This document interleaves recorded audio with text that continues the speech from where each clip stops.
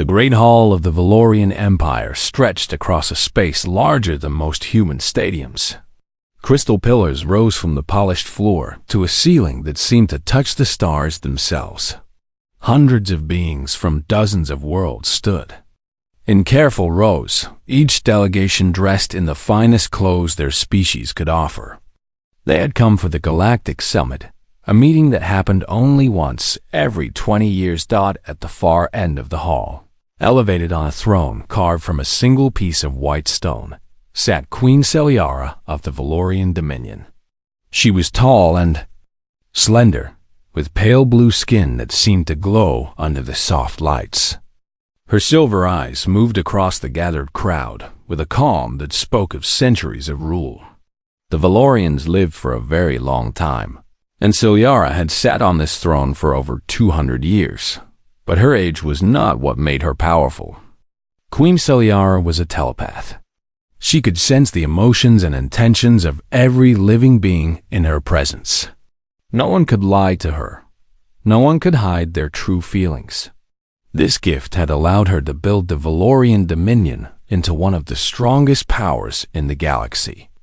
Today, she listened as ambassadors spoke of trade routes and resource sharing. Her face showed nothing, but her mind touched each speaker, reading their hopes and fears like open books. The Krethian ambassador wanted favorable terms for his failing economy. The syndicate representatives, former enemies now seeking peace, carried old hatred beneath their polite words. All of this she knew without effort. High Advisor Denrak stood beside her throne, his dark robes marking his position. He leaned close and whispered, "The human delegation will arrive shortly, my queen." Celiara gave a small nod. Humans were still new to galactic politics. Their planet had only made contact with other species 60 years ago. They were considered young, inexperienced, and relatively unimportant. Most of the older races paid them little attention. The great doors at the end of the hall opened. A small group of humans walked in, led by a woman with short brown hair and a confident stride. This was Ambassador Claire Bennett, the leader of the Earth delegation. Behind her walked several aides and advisors. And behind them walked a man. He was older, perhaps in his late 50s by human counting. His hair had gone gray at the temples, and a long scar ran down the left side of his face. He wore the simple uniform of a security officer, and his eyes swept the room with the careful attention of someone who had seen danger before. His name tag read D. Cole. The moment he stepped into the hall, Queen Celiara froze. Her silver eyes went wide. Her hands, which had been resting calmly on the arms of her throne, suddenly gripped the stone so hard that her knuckles turned white. The calm mask she had worn for 2 centuries cracked in an instant. The entire court fell silent. Advisors and servants who had known the queen for decades stared in shock. They had never seen her react this way. Not during wars. Not during assassinations attempts. Not during any crisis in living memory. But now she trembled. High Advisor Denrak stepped forward, alarm on his face. "My queen? What is wrong?" Celiara did not answer. Her mind was no longer in the Great Hall. It had been pulled back through time, dragged into memories she had buried for over 40 years. Memories of fire and pain, memories of darkness and fear. And through all of that darkness, the memory of a face. A young human face, covered in dirt and blood, looking down at her with stubborn determination. "I am not going to let you die," that face had said. "Not while I am still breathing." The human in the hall did not notice her reaction. He was too busy scanning the crowd for potential threats, doing his job as a security officer. He had no idea that the most powerful ruler in the quadrant was staring at him like she had seen a ghost. Because to her, he was a ghost. A ghost from a past she had never been able to forget. "Ambassador." Bennett reached the proper distance from the throne and bowed according to protocol. "Queen Celiara, on behalf of Earth and the United Human Colonies, I bring greetings and hopes for continued peace between our peoples." Celiara heard the words, but they seemed to come from very far away. Her eyes remained fixed on the security officer standing at the back of the delegation. "My queen," Denrak whispered urgently, "you must respond." With great effort, Celiara pulled herself back to the present. She forced her hands to relax. She made her voice steady, though it cost her more strength than any battle ever had. "Earth's greetings are received with pleasure," she said, speaking the formal words. "The Valorian Dominion welcomes humanity to this summit." But even as she spoke, her mind was racing. It was impossible. She had searched for years. She had been told he was dead. The colony had been destroyed. There were no survivors, and yet there he stood. Older now, marked by time and hardship, but unmistakably the same man. The ambassador began to speak again, but Celiara raised one hand. The hall fell silent instantly. "This audience will pause," she announced. Her voice carried across the vast space, and every being in the room heard the strange edge in her words. "We will resume tomorrow. All delegations are dismissed to their quarters." Confusion rippled through the gathered crowd. The queen had never interrupted a summit like this. Whispers began immediately, and Denrak stared at her with open worry. But Celiara ignored all of it. She stood from her throne, her eyes never leaving the human security officer. "All are dismissed," she repeated, "except the human delegation. You will remain." Ambassador Bennett exchanged a confused glance with her team. This was highly unusual. Perhaps even dangerous. Daniel Cole simply stood at attention, waiting for orders. He had no idea why the alien queen was looking at him. He had never seen her before in his life, but she had seen him 40 years ago, on a burning world when she was young and dying and alone. And he had saved her. "Him," she whispered, so softly that only Denrak could hear. "After all this time, it is him." 40 years earlier, the mining colony on Kethis 7 was burning. The war between the Valorian Empire and the Syndicate had reached this small world without warning. Ships had appeared in the sky, weapons had fired, and within hours the colony was caught in the crossfire. The humans who worked there were neutral in this conflict. They had no side in alien wars. They only wanted to mine ore and send it back to Earth. But war did not care about neutrality.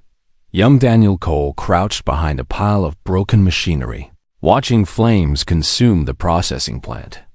He was 19 years old, with strong arms from years of hard work and eyes that had not yet learned to accept cruelty. Around him, other miners ran for shelter, their faces covered with dust and fear. "Cole!" Crew Chief Howard Marsh grabbed his shoulder. "We need to get to the lower tunnels. The Syndicate ships are landing troops." Daniel nodded and followed his chief through the chaos. The tunnels beneath the colony were deep and complex, built over decades of mining. If they could reach them, they might survive until rescue came. They ran through burning streets, past bodies of colonists who had been too slow to escape. Daniel tried not to look at their faces. He was a miner, not a soldier. He had never seen death like this before. The entrance to the tunnels was ahead. A group of miners had already gathered there, maybe 30 people in total. That was all who remained of a colony of 200. "Everyone inside," Marsh ordered. "Move quickly and quietly. The Syndicate will be searching for survivors." As the group began to descend into the darkness, Daniel heard something. A weak sound almost lost in the noise of distant explosions. He stopped and turned his head. "Cole, what are you doing?" Marsh demanded. "I heard something," Daniel said. "Someone is out there. Then they are already dead. Get inside." But Daniel was already moving. He ran toward a collapsed building, following the sound. Behind him, he heard Marsh curse loudly. The building had been some kind of storage facility. Now it was nothing but broken walls and burning debris. Daniel climbed over the rubble, searching for the source of the sound. He found her beneath a fallen beam, She was not human. Her skin was pale blue and silver blood leaked from a wound on her head. Her clothes, though torn and burned, were clearly expensive. She was young by the standards of her kind, maybe the equivalent of a human teenager. Her eyes fluttered open as Daniel approached, and he saw they were silver, like polished metal. "Please," she whispered in a language he should not have understood. But somehow he did. Later, he would learn that Valorians were telepaths, and that her fear had pushed the words directly into his mind. "Please help me." Daniel did not hesitate. He grabbed the beam and lifted with all his strength. His muscles screamed in protest, but he did not stop. The beam shifted just enough for him to pull her free. He carried her back toward the tunnel entrance, where Marsh and the others waited with angry faces. "What is that?" Foreman Pete Langley stepped forward, his expression twisted with disgust. "That is a Valorian. They are the reason those syndicate ships are here. They brought this war to our doorstep." "She is hurt," Daniel said simply. "She is not our problem." Langley moved to block the tunnel entrance. "Leave her outside. Better yet, hand her over to the syndicate. Maybe they will spare us if we give them what they are looking for." Daniel looked at the wounded girl in his arms. Her silver eyes met his, filled with pain and fear. She was waiting for him to make his choice. "No," he said. Langley's face went red. "What did you say?" "I said no." Daniel's voice was calm but firm. "I am not handing anyone over to be killed. I do not care what species she is. I do not care about their war. She is hurt and scared, and I'm going to help her." "You will doom us all," Langley growled. "Maybe." Daniel pushed past him toward the tunnel. "But where I come from, we do not leave people to die. That is not who we are." Marsh stood silently for a long moment. Then he sighed and stepped aside. "Bring her in, but keep her hidden. If the syndicate finds out we have her, they will kill every last one of us." The tunnels were dark and cold. Daniel found a small alcove away from the others and laid the Valorian girl on a pile of old blankets. He cleaned her wound with water from his canteen and wrapped it with strips of cloth torn from his own shirt. She watched him the entire time. Her telepathic abilities allowed her to sense his emotions, to read the truth of his intentions. She had expected to find greed or fear or calculation. Every being she had ever met wanted something from her. She was a princess of the Valorian Empire, and her value was measured in political power. But this human wanted nothing. He helped her simply because she needed help. The concept was so foreign to her that she almost could not believe it. "Why?" she asked when he finished bandaging her arm. "Why do you risk your life for me? You do not know me. I am nothing to you." Daniel sat back and wiped the sweat from his forehead. He looked very tired and very young. "You needed help," he said. "That is reason enough. But the others want to give me to the enemy. They will punish you for protecting me. Probably." Daniel shrugged. "But I could not live with myself if I let you die. I would rather face their anger than become the kind of person who leaves someone to suffer." The young princess stared at him. In her entire life, surrounded by politics and power and endless schemes, no one had ever said anything like that to her. "What is your name?" she asked. "Daniel Cole." "I am Celiara," she said. Then, after a pause, she added, "Thank you, Daniel Cole." He smiled at her. It was a simple smile, honest and warm. "You are welcome, Celiara. Now get some rest. I will keep watch." And he did. Through the long night, as syndicate troops searched the surface above, Daniel Cole sat in the darkness and guarded a princess he did not know was a princess, because that was simply who he was. 3 days passed in the tunnels beneath Cathis-7 above ground. The syndicate forces searched every building. They were looking for something valuable, something worth destroying an entire colony to find. The miners hiding below did not know what it was, but Daniel knew. They were looking for Celiara. He kept her hidden in the deepest part of the tunnels, in abandoned shafts that the other miners avoided. Twice a day, he brought her food and water. He changed her bandages and checked her wounds. Slowly, she began to heal. During those 3 days, they talked.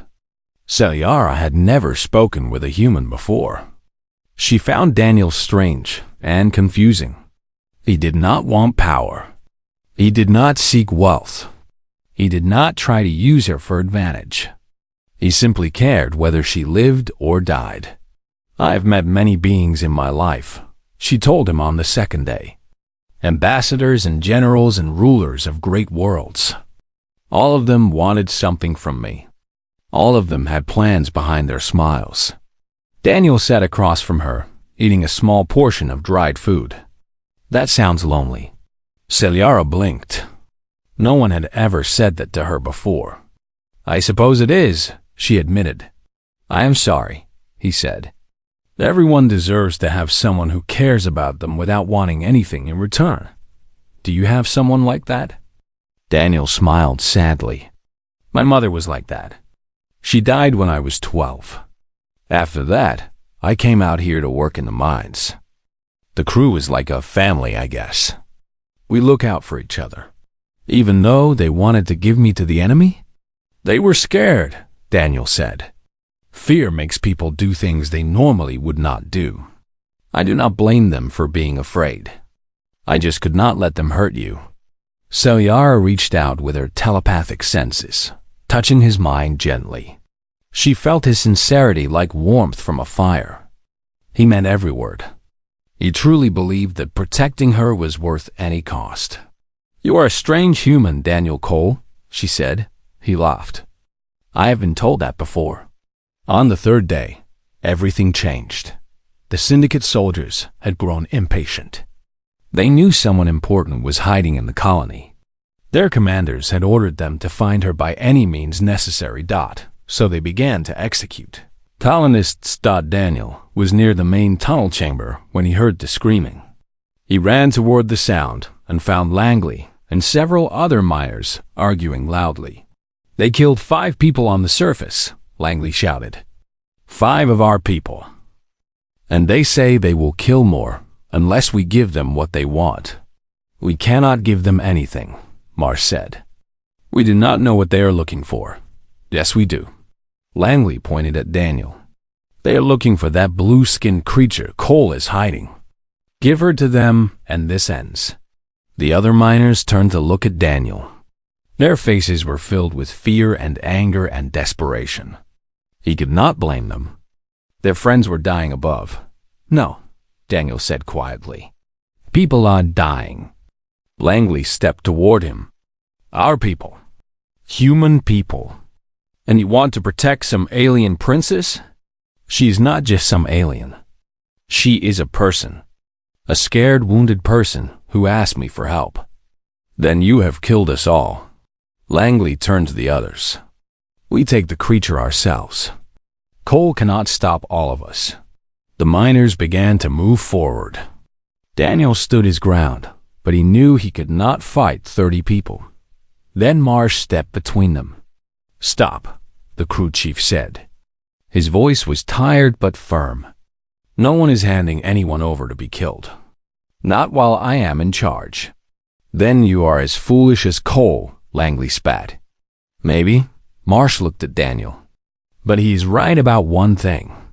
If we give that girl to the Syndicate, we become murderers. And I will not die a murderer." The confrontation ended, but the tension remained. Daniel knew they did not have much time. The Syndicate would keep killing until they found Celiara. He made a decision. That night, he woke Celiara and helped her to her feet. "There is a communication array in the old eastern shaft," he told her. "It was damaged years ago, but I might be able to fix it. If you can send a signal to your people, they can rescue you." "That shaft is near the surface," Celiara said. "The Syndicate patrols will see us. I will keep them busy." She stared at him. "You will die. Maybe. Daniel handed her a small device. This is a locator beacon. Once you send the signal, activate this. Your people will find you. Daniel, I cannot let you sacrifice yourself for me. You cannot stop me either. He smiled at her, that same honest smile she had come to treasure. Come on, we need to move. They crept through the dark tunnels, avoiding syndicate patrols by inches. Daniel led the way, using his knowledge of the mines to find paths the enemy did not know. They reached the communication array just before dawn. Daniel worked quickly, connecting wires and rerouting power. Within minutes, the ancient machine hummed to life. Send your message, he said. Quickly. Celiara placed her hands on the console and sent a telepathic burst into the stars. Somewhere far away, Valorian ships heard her call. Then the syndicate soldiers found them. Daniel pushed Celiara behind the console and grabbed a metal pipe. Stay hidden, he ordered. Help is coming. 3 soldiers came through the tunnel entrance. Daniel met them with fury he did not know he possessed. He was not a warrior, but he was strong and desperate and willing to die. He fought like a human. He fought without thought of survival.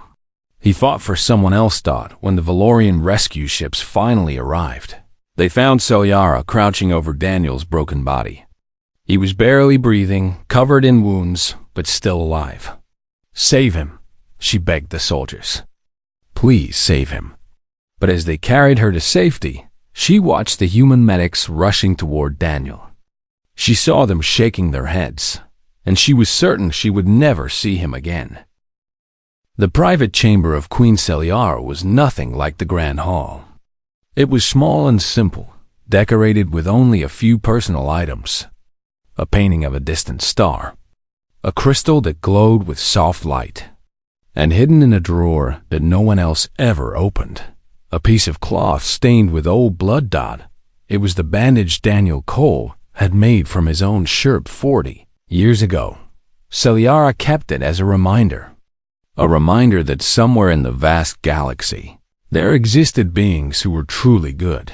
After the rescue from Ketha 7, she had searched for him. She spent years sending agents to find any survivor from the mining colony. But the reports always came back the same. The syndicate had destroyed what remained of the colony. There were no human survivors. Daniel Cole was dead. That was what she was told. She became queen 10 years later, after her mother passed into the eternal sleep. The burden of rule fell on her shoulders, and she carried it with strength that surprised even her advisors. But she never forgot the young human who had saved her life. Her policies toward humanity confused her court. She pushed for favorable trade agreements with Earth. She insisted on protecting human colonies near Valorian space. She never explained why. How could she tell them that everything she did was to honor a dead miner who had shown her the meaning of true kindness? And now he stood before her, alive, older, but undeniably the same man. The human delegation waited nervously in the private chamber. Ambassador Claire Bennett kept glancing at her security chief, clearly wondering what connection he could possibly have to the Valorian queen. Daniel Cole simply stood at attention, his face calm and professional. He had no memory of Celiara. How could he? She had been a frightened girl with wounds on her face. Now she was a queen with 2 centuries of power behind her eyes. Celiara dismissed her guards with a wave. Denrak protested, but she silenced him with a look. Finally, only she and the humans remained. Ambassador Bennett, Celiara said, I must ask for privacy with your security officer. This is a personal matter, not a political one. Bennett frowned. Your Majesty, I cannot leave my officer alone I mean him no harm. Celiara's voice was softer than anyone had heard in years. Please, I give you my word as queen. After a long moment, Bennett nodded. She led her team out of the chamber, leaving Daniel alone with the most powerful being in the quadrant. Silence filled the room. Daniel cleared his throat. Your Majesty, I am not sure why you wish to speak with me. I am just a security officer. I have no political importance. Celiara walked toward him slowly. Up close, she could see the lines on his face, the gray in his hair, the scar that ran down his cheek. He had lived a hard life, but he had lived. You do not remember me, she said. It was not a question. Daniel looked confused. I am sorry, Your Majesty. I do not believe we have met before. Celiara raised her left arm and pulled back her sleeve. There, on her pale blue skin, was a faded scar, the mark of an old wound wrapped long ago by careful human hands. Kether 7, she said. 40 years ago. A mining colony caught in the war. Daniel's face changed. The professional calm cracked, replaced by shock. I was there. But how do you... You found me under a collapsed building. You carried me to the tunnels. You protected me when everyone else wanted to give me to the enemy. Celiara's voice trembled slightly. You fought soldiers to buy time for my rescue. You nearly died for me. The girl, Daniel whispered. The blue-skinned girl. That was you? Yes. He stared at her. I thought, the medic said, I would not survive. I woke up 6 months later in a hospital on Earth. They told me the colony was destroyed. They told me everyone was dead, including you. I thought the same about you. Celiara felt tears forming in her eyes, something that had not happened in decades. I searched for years. My agents told me there were no survivors. I believed you died saving me. Daniel shook his head slowly, still struggling to accept what he was hearing. You became a queen. I became many things. But I never forgot you, Daniel Cole. I never forgot what you taught me. I did not teach you anything. I just did what anyone would do. No. Celiara stepped closer. That is where you are wrong. Not anyone would do what you did. I have lived for over 200 years. I have read the minds of thousands of beings. Most of them would have given me to the syndicate without a second thought. You were different. You risked everything for someone you did not know, someone who could offer you nothing in return. That is rare. That is precious. Daniel looked uncomfortable with her praise. I was just a kid. I did not think about it. I just knew it was the right thing to do. And that is exactly what made it so extraordinary. Celiara reached out and took his hands in hers. For 40 years, I have ruled this empire. I have made alliances and fought wars and shaped the destiny of billions. And through all of it, I have carried the memory of a young human who showed me that true goodness exists. I do not know what to say, Daniel admitted. You do not need to say anything. Celiara smiled at him. And for a moment, she was not a queen. She was just a girl who had been saved by a stranger and never forgotten his kindness. I just wanted you to know that your choice mattered.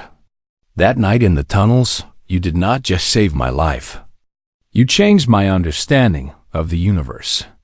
You showed me that some beings will do the right thing simply because it is right. Daniel was silent for a long moment. Then he squeezed her hands gently. I am glad you survived, Celiara. I am glad you became someone who could do good for so many. I tried to be worthy of your sacrifice, she said softly. Every day I tried to be worthy. Outside the chamber, advisors whispered and worried. Politics swirled like storm clouds. But inside that small room, two people stood together, connected by a moment of kindness that had stretched across 40 years. And for the first time since becoming queen, Celiara felt at peace. News of the Queen's private meeting with the human security officer spread through the summit like fire through dry grass. By the next morning, every delegation knew that something strange had happened. Queen Celiara, the cold and untouchable ruler of the Valorian Dominion, had shown emotion for the first time in living memory. High Advisor Denrak was deeply troubled. He had served the Queen for over a century, and he had never seen her act this way. The connection between Celiara and this human was dangerous, he decided. It showed weakness, and weakness invited attack. He was not the only one who thought this way. On the second night of the summit, an explosion rocked the human delegation's quarters. Ambassador Bennett was knocked unconscious by falling debris. 2 of her aides were badly injured. Only Daniel's quick instinct saved them from worse. He pulled the ambassador to safety moments before the ceiling collapsed. When Celiara arrived at the scene, her silver eyes blazed with fury. "Who did this?" she demanded. Then Rax stepped forward carefully. "It appears to be the work of rogue elements, my queen. Perhaps former syndicate agents who do not lie to me." Celiara's voice cut through his words like a blade. "I can read every mind in this palace. I know that factions within my own court arranged this attack. They believe my connection to humans makes me weak." The advisors around her went pale. To be caught in a lie by a telepath meant death. But Celiara did not order executions. Instead, she turned to the gathered delegations who had come running at the sound of the explosion. "Tomorrow," she announced, "I will address the full summit. All species will attend. I have something important to say." The Great Hall was packed the next day. Every ambassador, every delegate, every servant who could find a place to stand waited to hear what the queen would say. Rumors had spread wildly. Some said she would declare war. Others said she would step down from her throne. Celiara walked to the center of the hall, ignoring the whispers that followed her. She wore simple clothes instead of her royal robes. She carried no symbols of power. She looked, for the first time in memory, like an ordinary person. 40 years ago, she began, I was dying on a burning world called Kethis 7. I was young and afraid and alone. The syndicate was hunting me, and I had no hope of survival. The hall fell completely silent. A human found me, a young miner named Daniel Cole. He was 19 years old. He had no weapons. He had no power. He had nothing to gain by helping me. In fact, helping me put his own life in danger. His own people wanted to hand me over to the enemy. Celiara paused, letting her words sink in. But Daniel Cole refused. He hid me in the tunnels. He tended my wounds with cloth from his own shirt. When syndicate soldiers came for me, he fought them with his bare hands. He nearly died so that I could live. She looked across the gathered species, meeting hundreds of eyes with her own. He did this not for reward, not for political advantage, not for recognition. He did it because he believed it was wrong to leave anyone to die, regardless of species. He did it because he was human. In the back of the hall, Daniel stood uncomfortably, wishing he could disappear. Last night, there was an attack on the human delegation. It was arranged by those who believe my respect for humanity makes me weak. Celiara's voice hardened. They were wrong. My respect for humanity makes me wise. She raised her hand, and a holographic display appeared above her, showing star maps and tree documents. I am announcing a formal alliance between the Valorian Dominion and Earth. Humans will receive full trading rights within our territory. Their colonies will fall under our protection. Any attack on human interests will be considered an attack on the Dominion itself. Shocked murmurs filled the hall. This was unprecedented. Humanity was a young species, barely known in galactic politics. No major power had ever offered them such generous terms. Some will ask why I do this, Celiara continued. Why favor humans over older, more established allies? The answer is simple. In all my years, I have met countless beings from countless worlds. Most of them think only of power and profit. But humans have something rare. They have the capacity for pure, selfless goodness. She looked directly at Daniel. One human showed me that decades ago. He taught me that true strength is not measured in weapons or armies. It is measured in the willingness to do what is right, even when it costs everything. The summit ended 3 days later. Treaties were signed. Alliances were formed. The galaxy would never be quite the same. On the day the human delegation prepared to leave, Celiara came to see Daniel one last time. "I could offer you titles," she said. "Wealth, land, anything you desire." Daniel shook his head. "I appreciate that, but no. I am just a retired security officer. I have a small house on Earth and a garden I have been meaning to fix up. That is enough for me." Celiara smiled. Of course, he would refuse. That was exactly what made him special. "Then take this instead." She pressed a small crystal into his hand. "If you ever need help, for any reason, this will call me. No matter where you are in the galaxy, I will come." Daniel looked at the crystal, then at the Queen. "You do not owe me anything, Celiara. You never did. I know." She stepped forward and embraced him gently. "That is exactly why I owe you everything." The human ship departed an hour later. Celiara stood at the great window of her palace, watching it shrink into the distance until it was just another star among millions. Then Rack approached carefully. "My queen, was it wise to give so much to the humans? They are still young and weak. They cannot offer us equal partnership." Celiara did not turn from the window. "You measure worth by power and usefulness. Humans measure worth by character and deed. That is why they will surprise you someday." "You truly believe that?" "I know it." Celiara touched the scar on her arm, hidden beneath her sleeve. "One human already surprised me. He showed me that small kindnesses can reshape galaxies." She watched the stars in silence, at peace with the past and hopeful for the future. And somewhere across the void, Daniel Cole sat in his garden on Earth, looking up at the same stars, grateful that a scared girl he had saved so long ago had grown into someone who could change worlds.